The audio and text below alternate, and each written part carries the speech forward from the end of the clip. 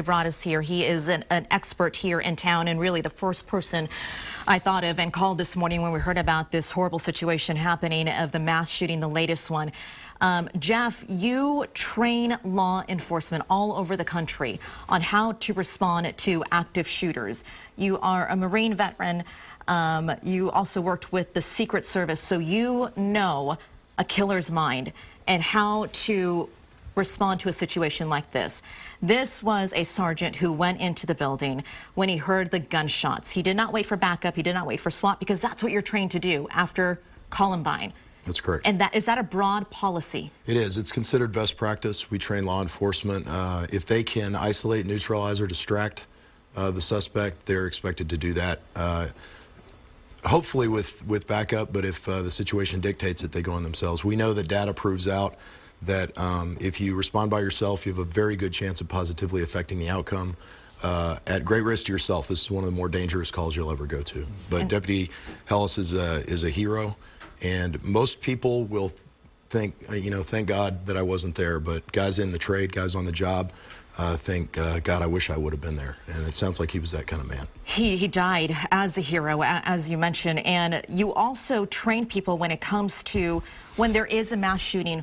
What do you do inside a crowded situation? And one thing that you train people on how to do is stop the bleeding. That's what we saw in a lot of this video. People who walked out shirtless because they were using shirts to as a tourniquet. Right. What do you train people on what to do? Well, we train people to prepare for their worst day, to seek some training from a vetted provider. Our company, Broaddus, provides medical training to lay people, lessons in first aid care that we've learned on the battlefield in Iraq and Afghanistan that really does save lives. Stop the Bleed campaign, which is put out nationally, is an outstanding one. And it is important to seek training ahead of time. And then when something does go wrong, eliminate denial from your decision-making process and move to act. At Broaddus, we say be the one. What does that mean? To do something.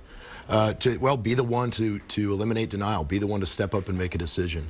You will usually find that people are waiting around for someone else to make a decision. In moments like this, the best and worst in human nature, we see it. And the best of human nature is the person that will step forward and do something to positively affect the outcome, whether that's aid in evacuation or aid the injured, to stop bleeding and save lives. The sheriff said that they have only found a handgun is the only weapon at this point. Does it surprise you to see this number of casualties with just a handgun?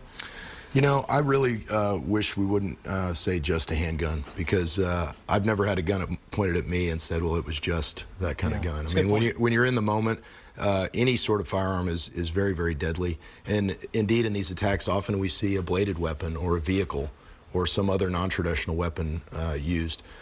This own community was terrorized by somebody that was making explosives. So the weapon I see is less important, although from a study of the suspect component, these handguns are carried because they're portable and concealable, not necessarily because they're the most powerful tool, but their effectiveness is in their ability to be concealed and carried. The element of surprise is clearly a factor in this incident. When we see these mass shootings, we often sometimes become desensitized to something like this, saying it can't happen here, it won't happen here. It absolutely can happen anywhere. Right. We're probably 25 years past where people should be saying we never thought it could happen here. One of the things I say in our training sessions at Broaddus Defense is, let us never be the ones that said it couldn't happen here. This is something we should eliminate from our mindset. What do you think, just given your experience in your training, what goes through that deputy's mind when he's about to step through that door in there?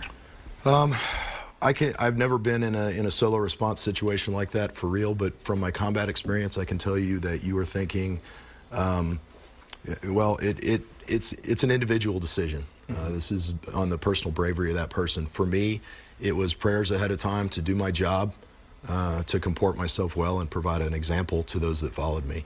I think for anybody going into something like this, they're accepting a degree of personal risk.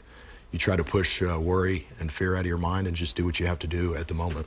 On the scale of things that, someone in the military or a law enforcement officer could face, this has got to be basically the worst scenario. This is I hate to use a sports metaphor, but this is the proverbial game day.